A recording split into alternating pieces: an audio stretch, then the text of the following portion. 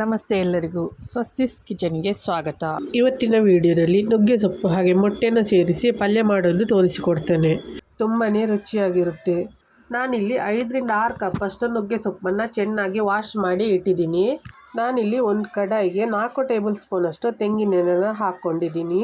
ಎಣ್ಣೆ ಬಿಸಿಯಾದ ನಂತರ ಇದಕ್ಕೆ ಅರ್ಧ ಟೀ ಸ್ಪೂನ್ ಅಷ್ಟು ಸಾಸಿವೆ, 1 ಟೀ ಸ್ಪೂನ್ ಅಷ್ಟು ಉದ್ದಿನ ಬೇಳೆ ಹಾಗೆ 4 ಬೆಳ್ಳುಳ್ಳಿಯನ್ನು ಜಜ್ಜಿ ಹಾಕ್ಕೊಳ್ತಾ ಇದ್ದೇನೆ.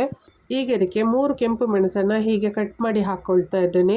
ಹಾಗೆ ಸ್ವಲ್ಪ ಕರಿಬೇವು ಸೊಪ್ಪನ್ನು ಕೂಡ ಹಾಕಿ ಇದನ್ನು ಸ್ವಲ್ಪ ಫ್ರೈ ಮಾಡಬೇಕು. ಈಗ ಇದಕ್ಕೆ 4 ಮೀಡಿಯಮ್ ಸೈಜ್ ನೀರುಳ್ಳಿಯನ್ನು ಸಣ್ಣಗೆ ಹೆಚ್ಚಿಕೊಂಡು ಹಾಕ್ಕೊಳ್ತಾ ಇದ್ದೇನೆ. ಇದನ್ನು ಚೆನ್ನಾಗಿ ಫ್ರೈ ಮಾಡ್ಕೋಬೇಕು.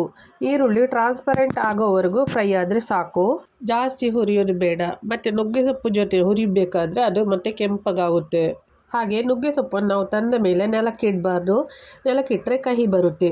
ಒಂದು ಪೇಪರ್ ಮೇಲೋ ಅಥವಾ ಪ್ಲೇಟ್ ಮೇಲೋ ಇಟ್ಕೊಂಡು ಬಿಡಿಸಿಬಿಟ್ಟು ಚೆನ್ನಾಗಿ ವಾಶ್ ಮಾಡಿ ನೀರು ಸೋಸಿ ಇಟ್ಕೊಳ್ಬೇಕು. ಎಳೆ ಕಡ್ಡಿಗಳನ್ನು ಕೂಡ ಸೇರಿಸಿ ಹಾಕ್ಕೊಳ್ಳಿ. ಇದನ್ನು ಕಟ್ ಮಾಡಬಾರ್ದು, ಕೈಯಲ್ಲಿ ಮುರಿದು ಹಾಕ್ಕೋಬೇಕು. ನಾನಿಲ್ಲಿ 5ರಿಂದ 6 ಕಪ್ ಅಷ್ಟು ನುಗ್ಗೆ ಸೊಪ್ಪನ್ನು ತೊಗೊಂಡಿದ್ದೀನಿ. ಎಳೆಯದಾದರೆ ತುಂಬ ರುಚಿಯಾಗಿ ಬರುತ್ತೆ. ಕಟ್ ಮಾಡಿದರೂ ಅಷ್ಟೇ ಕಹಿ ಬರುತ್ತೆ. ನುಗ್ಗೆ ಸೊಪ್ಪು ಮಾಡುವಾಗ ಲಿಡ್ನ ಕ್ಲೋಸ್ ಮಾಡಿ ಕೂಡ ಮಾಡಬಾರ್ದು, ಕಹಿ ಬರುತ್ತೆ. ಸೊ ನೋಡಿಕೊಂಡು ಮಾಡ್ಕೊಳ್ಳಿ. ಮೀಡಿಯಮ್ ಉರಿಯಲ್ಲಿ ಇಟ್ಕೊಂಡು ನುಗ್ಗೆ ಸೊಪ್ಪನ್ನ ಹೀಗೇ ಫ್ರೈ ಮಾಡ್ಕೋಬೇಕು. ಈ ಕಹಿ ಅಂಶ ಎಲ್ಲ ಹೊರಟೋಗೋವರೆಗೂ 1-2-3 ನಿಮಿಷ ಈ ಥರ ಚೆನ್ನಾಗಿ ಫ್ರೈ ಮಾಡ್ಕೊಳ್ಳಿ. ಈಗ ನುಗ್ಗೆ ಸೊಪ್ಪು ಕೂಡ ಚೆನ್ನಾಗಿ ಫ್ರೈ ಆಗಿದೆ. ಚೆನ್ನಾಗಿ ಫ್ರೈ ಆದ ನಂತರ ಇದಕ್ಕೆ ಉಪ್ಪನ್ನು ಸೇರಿಸ್ಕೊಳ್ತಾ ಇದ್ದೇನೆ. ನೋಡಿ, ನೀರುಳ್ಳಿ ನುಗ್ಗೆ ಸೊಪ್ಪು ಜೊತೆಗೇನೆ ಬೆಂದುಕೊಳ್ಳುತ್ತೆ. ಮುಂಚೆನೇ ಹುರಿದು ಬಿಟ್ಟರೆ ನೀರುಳ್ಳಿ ಕೆಂಪಗಾಗಿ ಬಿಡುತ್ತೆ. ಸೊ ಸ್ವಲ್ಪ ನೀರುಳ್ಳಿ ಕಲರ್ ಚೇಂಜ್ ಆದ ಕೂಡಲೇ ನುಗ್ಗೆ ಸೊಪ್ಪನ್ನು ಹಾಕ್ಕೊಂಡು ಫ್ರೈ ಮಾಡಿಕೊಂಡು ಈ ರೀತಿ ರುಚಿಗೆ ತಕ್ಕಷ್ಟು ಉಪ್ಪನ್ನು ಸೇರಿಸ್ಕೋಬೇಕು. ಮೊಟ್ಟೆನ ಹಾಕಿದ ನಂತರ ಉಪ್ಪು ಹಾಕ್ಕೊಳಕ್ಕೆ ಹೋಗಬೇಡಿ.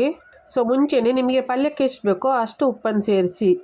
ಈಗ ಇದಕ್ಕೆ 4 ಟೀ ಸ್ಪೂನಷ್ಟು ಮೆಣಸಿನ ಹುಡಿ, 2 ಟೀ ಸ್ಪೂನಷ್ಟು ಕೊತ್ತಂಬರಿ ಹುಡಿ, 1 ಟೀ ಸ್ಪೂನಷ್ಟು ಕಾಳು ಮೆಣಸಿನ ಹುಡಿ ಹಾಗೆ ಅರ್ಧ ಟೀ ಸ್ಪೂನಷ್ಟು ಅರಶಿನ ಹುಡಿ ಹಾಕ್ಕೊಂಡಿದ್ದೀನಿ. ಮೊಟ್ಟೆ ಹಾಕ್ಕೊಳ್ಳೋದ್ರಿಂದ ಕಾಳು ಮೆಣಸು ಹಾಕಿದಾಗ ಒಳ್ಳೆ ಟೇಸ್ಟ್ ಕೊಡುತ್ತೆ. ಇದನ್ನು ಸಣ್ಣ ಉರಿಯಲ್ಲಿ ಇಟ್ಟುಕೊಂಡು ಸ್ವಲ್ಪ ಎಣ್ಣೆ ಬಿಡೋವರೆಗೂ ಮಸಾಲೆ ಎಲ್ಲ ಚೆನ್ನಾಗಿ ಪರಿಮಳ ಬರೋವರೆಗೂ ಹುರ್ಕೊಳ್ಬೇಕು. 1-2 ನಿಮಿಷ ಹೀಗೆ ಚೆನ್ನಾಗಿ ಹುರ್ಕೊಂಡ್ರೆ ಸಾಕು. ಮಸಾಲೆ ಈಗ ಚೆನ್ನಾಗಿ ರೋಸ್ಟ್ ಆಗಿದೆ. ಈಗ ಇದಕ್ಕೆ 6 ಮೊಟ್ಟೆನ ಹಾಕ್ಕೊಳ್ತಾ ಇದ್ದೇನೆ. ಮೊಟ್ಟೆ ಹಾಕ್ಕೊಂಡ್ಮೇಲೆ ಮೆಲ್ಲಗೆ ತಿರುಗಿಸ್ಕೊಳ್ಳಿ.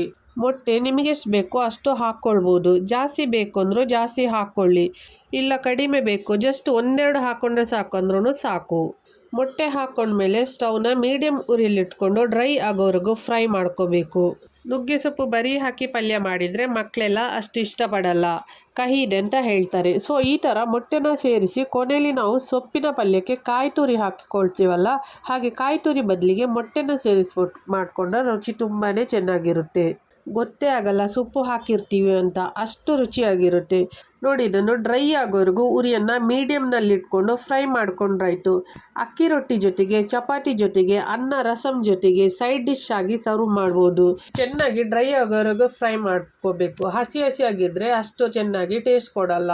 ಈಗ ಇದು ಚೆನ್ನಾಗಿ ಡ್ರೈ ಆಗಿದೆ. ನುಗ್ಗೆ ಸೊಪ್ಪಿನ ಪಲ್ಯ ರೆಡಿ. ಈಗ ಸ್ಟವನ್ನು ಆಫ್ ಮಾಡ್ಕೊಳ್ಳಿ. ನುಗ್ಗೆ ಸೊಪ್ಪಿಗೆ ಮೊಟ್ಟೆ ಹಾಕಿರೋದ್ರಿಂದ ಇದರ ರುಚಿ ತುಂಬ ಚೆನ್ನಾಗಿರುತ್ತೆ, ಹಾಗೆ ಆರೋಗ್ಯಕ್ಕೂ ಕೂಡ ತುಂಬ ಒಳ್ಳೆಯದು. ನಿಮಗೆ ಈ ವಿಡಿಯೋ ಇಷ್ಟ ಆದಲ್ಲಿ ಲೈಕ್ ಮಾಡಿ, ಶೇರ್ ಮಾಡಿ ಹಾಗೆ ಕಮೆಂಟ್ ಮಾಡಿ ತಿಳಿಸಿ. ಹಾಗೆ ನನ್ನ ಚಾನಲ್ಗೆ ಸಬ್ಸ್ಕ್ರೈಬ್ ಮಾಡೋದನ್ನು ಮರಿಬೇಡಿ. ಮುಂದಿನ ವಿಡಿಯೋದಲ್ಲಿ ಸಿಗೋಣ. ಧನ್ಯವಾದಗಳು.